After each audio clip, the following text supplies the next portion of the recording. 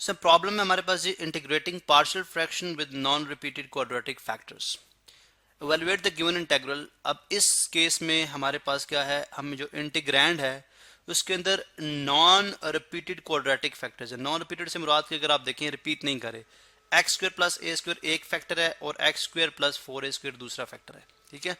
और इसमें क्या है, क्वाड्रेटिक क्यों है, चूंकि एक्स की डिग्री यानी इस फैक्टर की भी डिग्री 2 है और इस फैक्टर की भी डिग्री 2 है, तो क्वाड्रेटिक है।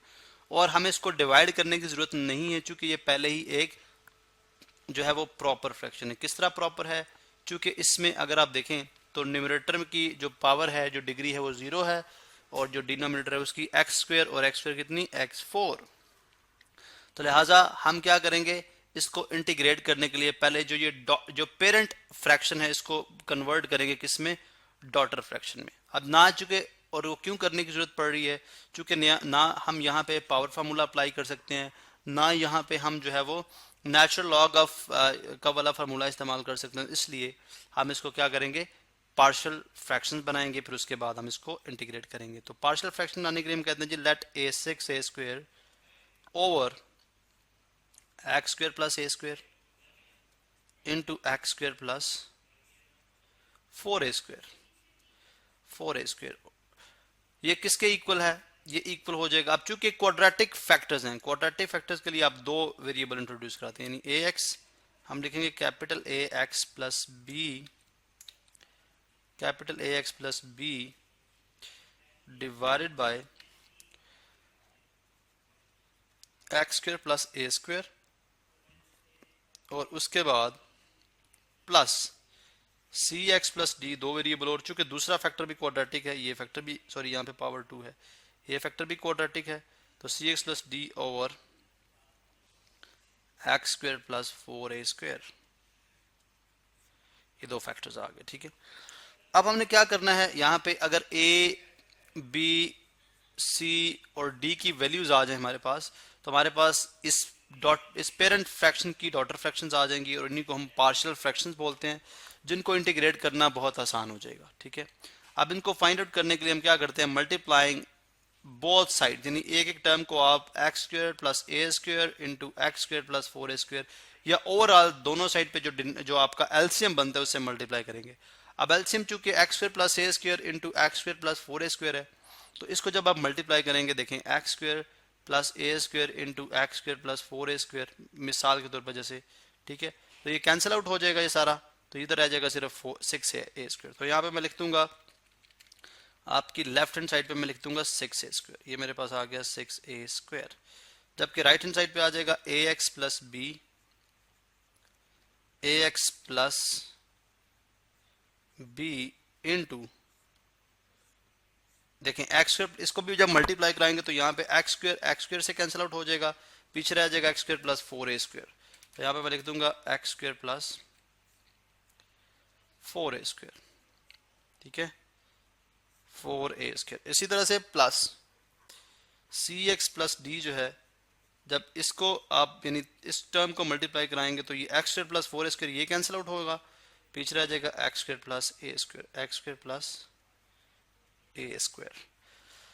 अब हम इसको मल्टीप्लाई कराएंगे और देखते हैं हमारे पास क्या आता है। देखें जैसे ये 6a² प्लस ax पहले इससे मल्टीप्लाई होगा, फिर इससे मल्टीप्लाई होगा, तो ये आ जाएगा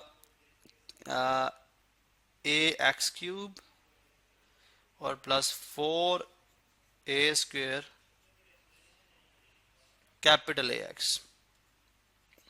इसी तरह से फिर b मल्टीप्लाई होगा इसके साथ, फिर इसके साथ, तो आ जाएगा प्लस bx², यह आ जाएगा प्लस bx² प्लस 4, देखें सॉरी 4a²b, 4a²b, ठीक है, ये इसकी मल्टीप्लिकेशन आ गई। अब नेक्स्ट जो मल्टीप्लिकेशन करते हैं उसके लिए हम कलर चेंज कर लेते हैं, सी एक्स इससे मल्टीप्लाई होगा, फिर इससे मल्टीप्लाई होगा, तो ये आ जाएगा cx² प्लस ca²x, ठीक है, ca²x, और उसके बाद प्लस d मल्टीप्लाई होगा इससे और इससे, तो dx² प्लस da²। अब इनको सॉल्व करने के लिए हम क्या करते हैं, कंपेयरिंग कोफिशिएंट्स। क्या करते हैं, comparing coefficients of like terms, coefficients of like terms मतलब जैसे लाइक टर्म से क्या मुराद है, थोड़ा सा मैं नीचे लिखता हूँ इसको, ऑफ लाइक टर्म्स। कैसे, जैसे अगर आप x की पावर 3 को कंपेयर करेंगे, x की पावर 2 को कंपेयर करेंगे, दोनों साइड्स पे x को कंपेयर कर लेंगे, कांस्टेंट को कंपेयर कर लेंगे, कांस्टेंट को कंपेयर कर लेंगे। ठीक है, आप कंपेयर करना स्टार्ट करते हैं। देखें, अगर मैं कंपेयर करता हूँ, चलें अगर मैं कंपेयर करता हूँ एक्स क्यूब को, तो एक्स क्यूब यहाँ पे एक ये है और एक ये है। यहाँ पे क्या था, सी एक्स क्यूब था, ये यहाँ पे गलत लिखा गया, ये सी एक्स क्यूब है। ठीक है, ये क्या है, सी एक्स क्यूब। चूँकि देखें, अगर आप देखें तो मुझे यहाँ पे नज़र आ गया सी एक्स इंटू एक्स स्क्वायर सी एक्स क्यूब, तो सी एक्स क्यूब आ गया। तो ये बनता है जी, इस तरफ एक्स क्यूब है ही नहीं है, तो इसका मतलब है 0 इज इक्वल टू, इस तरफ क्या है, ए प्लस सी। इसको इक्वेशन नंबर 1 का नाम दे दें। उसके बाद अगर आप एक्स स्क्वायर को कंपेयर करते हैं, इस तरफ एक्स स्क्वायर है ही नहीं है, 0 इज इक्वल टू, यहाँ पे एक्स स्क्वायर क्या है, b और इसके अलावा d। ठीक है, तो आ जाएगा b plus D, this is 2। अच्छा, उसके बाद x को करते हैं, तो इधर है x 0, लेफ्ट हैंड साइड पे x तो है ही नहीं है, तो आ जाएगा 4a स्क्वायर कैपिटल A, और एक ये x है और एक कौन सा x है, ये, प्लस सी ए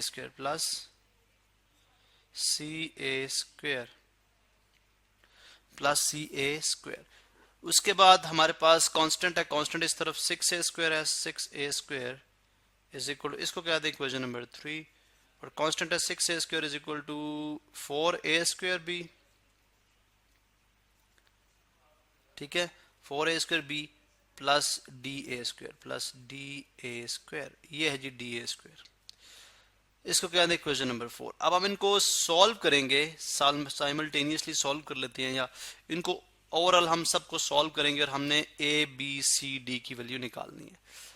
तो किस तरह से सॉल्व किया जा सकता है, जैसे आप देखें, आप ऐसा करें कि अगर आप इस पूरी इक्वेशन को मल्टीप्लाई करा दें किसके साथ, ए स्क्वायर के साथ, तो वन फॉर्म्स, यानी इक्वेशन नंबर 1 क्या फॉर्म बन जाएगी, 1 forms 0 is equal to capital A square plus capital C A square, जबकि ये इक्वेशन नंबर 5 आ गई। और अगर आप इक्वेशन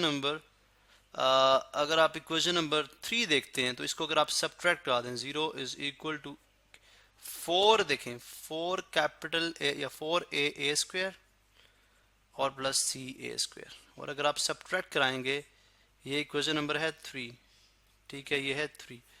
अगर आप सब्ट्रैक्ट कराएंगे तो हमारे पास क्या बनेगा, यहाँ पे मैं साइन चेंज करूंगा सबके, ये लाइन लगाई जी, नेगेटिव नेगेटिव, ये 1a square minus 4a square कितना बन जाएगा, -3 कैपिटल ए स्क्वायर 0, और ये कैंसिल आउट। तो यहाँ से ज़ाहिर है -3a स्क्वायर डिवाइड हो जाएगा जाके, तो ये हमारे पास क्या आ जाएगा, this gives a is equal to 0। तो a तो आ गया हमारे पास 0 के इक्वल। ठीक है, अब इस a की वैल्यू को अगर आप इक्वेशन 1 में पुट करें, अगर इस a की वैल्यू को इक्वेशन 1 में पुट करें, इस इक्वेशन में, इसका मतलब 0 is equal to 0 plus c, तो इसका मतलब है c कितना आ गया, c भी 0। तो a और c की वैल्यू आ गई, यहाँ पे a भी 0 आ गया एंड c भी 0 आ गया, अब रह गया b और d। इसकी वैल्यू हम नेक्स्ट वीडियो में देखते हैं कि किस तरह से कैलकुलेट करेंगे, और फिर इंटीग्रेशन किस तरह से की जाएगी, उस पर भी हम बात करते हैं।